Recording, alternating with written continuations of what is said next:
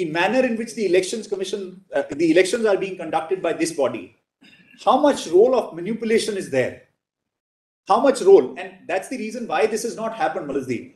We can see government after government which has been coming and going.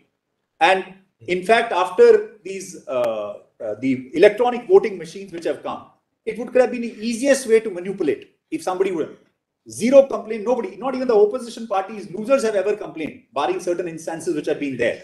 The election commissioner he was asked to take on the none less than the Prime Minister himself. Please. Giving an example. Yes, yes. Just an example. We are testing this one. Hypothetical example.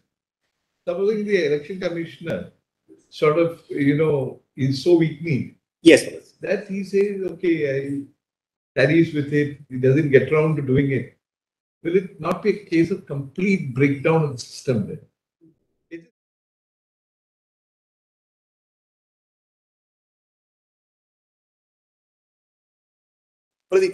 Today, when we look at the debate which were there, knowing fully well there is a headache. So therefore, one option was that headache could have been taken care to straight away say that you shall make law. And the matter, Parliament would have made law and we all would have been grappling with that law instead of dealing with the Constitution per se. Now, as they kindly see, now, para 772 now.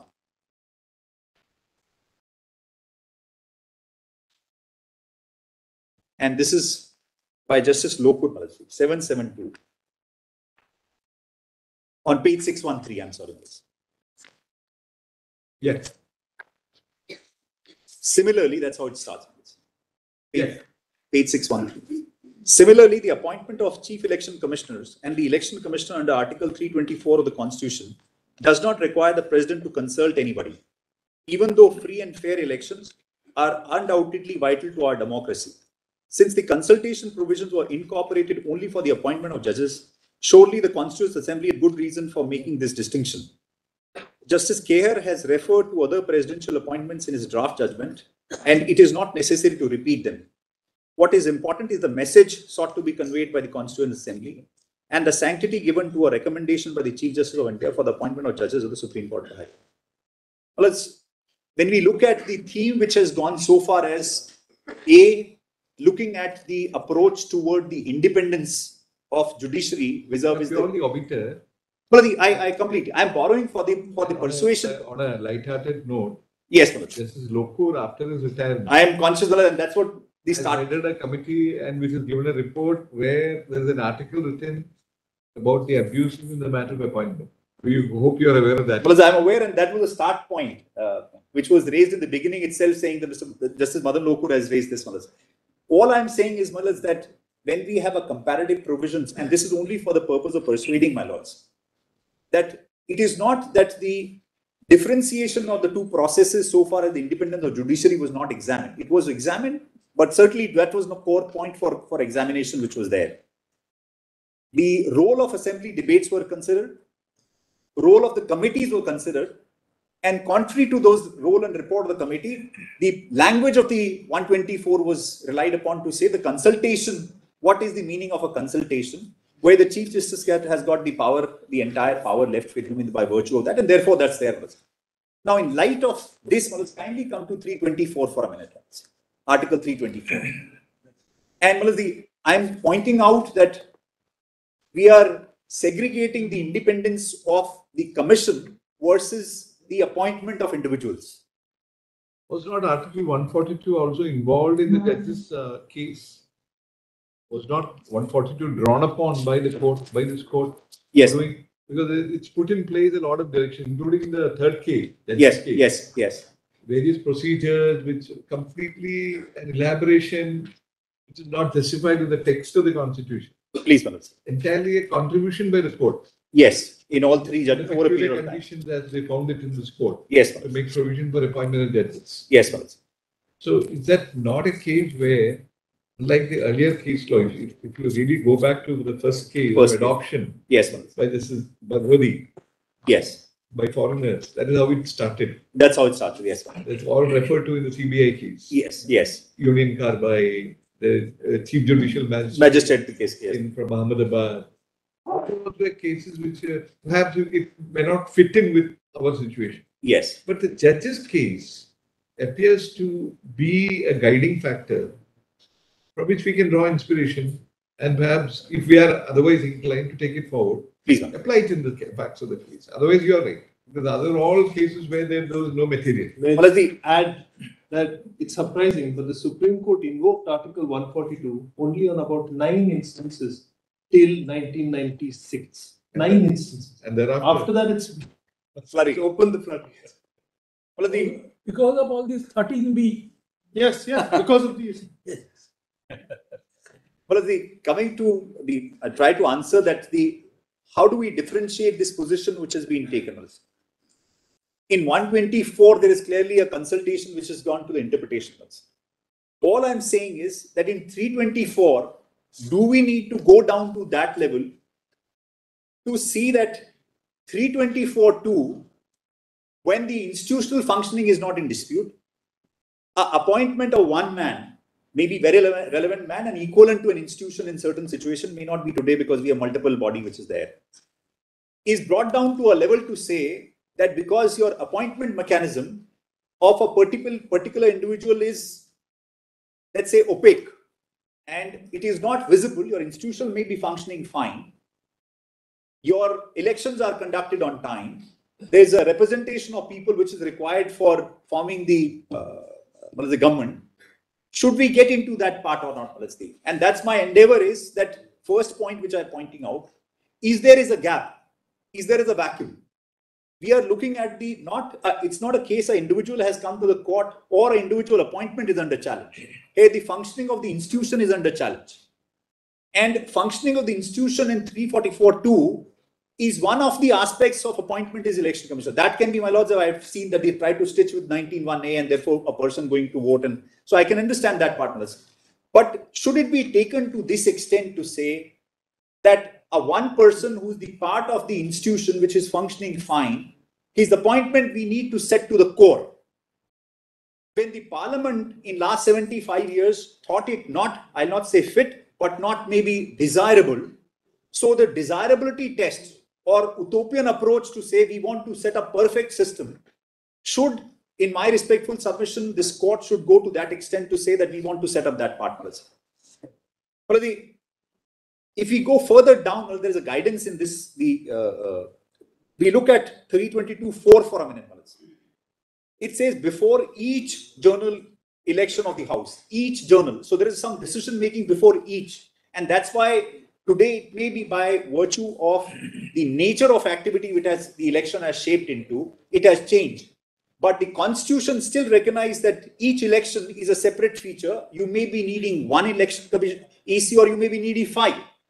So the equating it with the CEC to say, should in absence, in the presence of 324(2), should it be taken to that level? And in my respectful submission, this was the background in TN session, where in spite that there is an amendment later on made in 1990 Act, still the court chose to say that removability cannot be equated to the extent with the Chief Election Commissioner.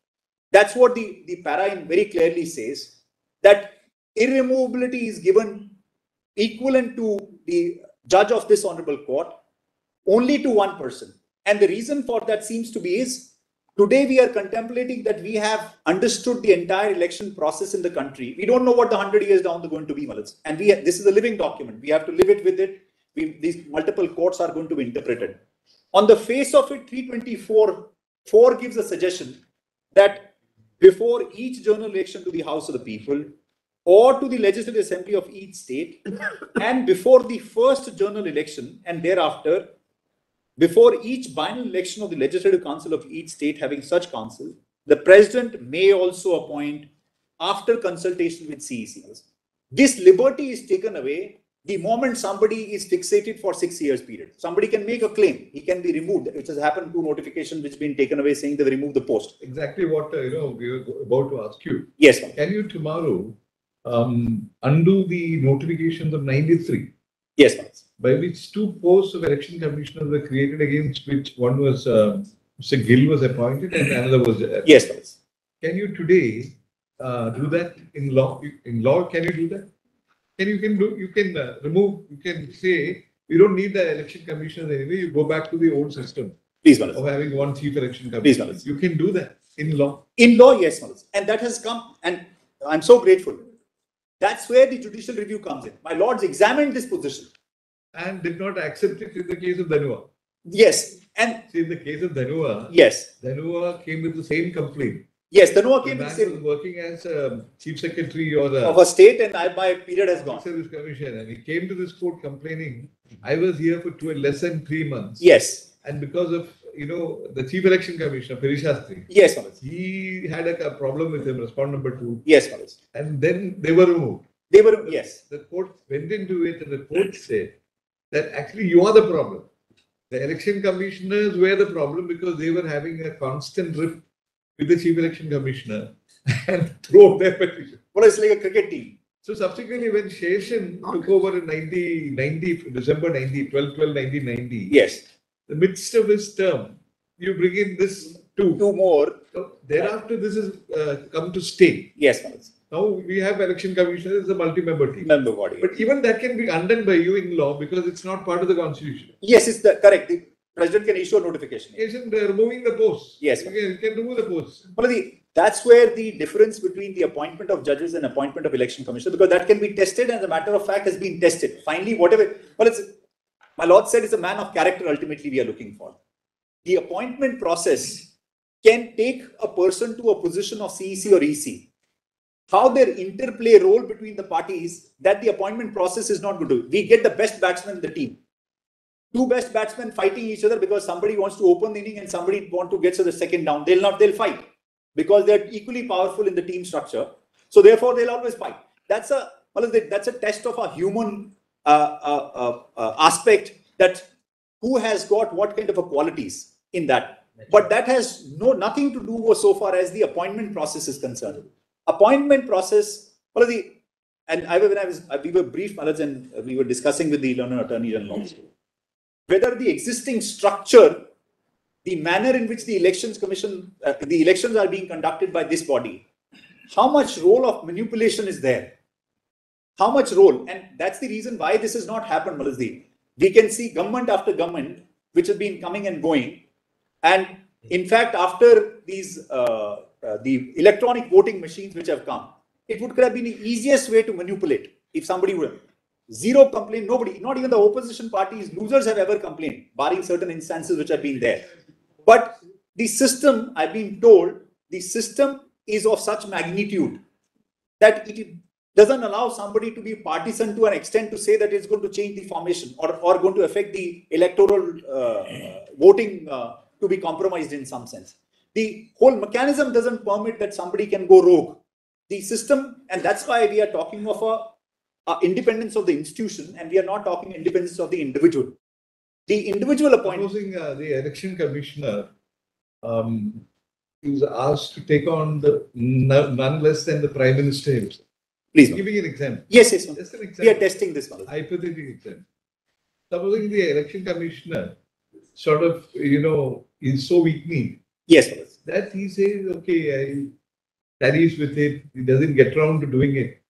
Will it not be a case of complete breakdown of the system then? It's just giving an example. Yes, Maharaj. The reason being that he is a man who's supposed to be completely insulated. Yes. And when you talked about character, yes, character consists of various components. Various components. Like integrity, yes, honesty. But one particular characteristic required is independence. Well, certainly, yes. Independence is, like you said, we don't care. One of your election commissioners, in fact, resigned. Yes. You don't want to go there. Yes, Maharaj. So these are the aspects which perhaps the participation of a larger body, yes, instead of the cabinet, which always, as we know, it's only self-serving because it's natural. Yes. They would like to perpetuate themselves in power. Any party. Please not saying all parties will have that. Yes, all parties, irrespective of the political color. Yes. That is why from 1990, committee after committee after committee keeps reporting. There is a dire need for change. Political parties, leaders keep shouting from the rooftops. But on the ground, nothing will happen.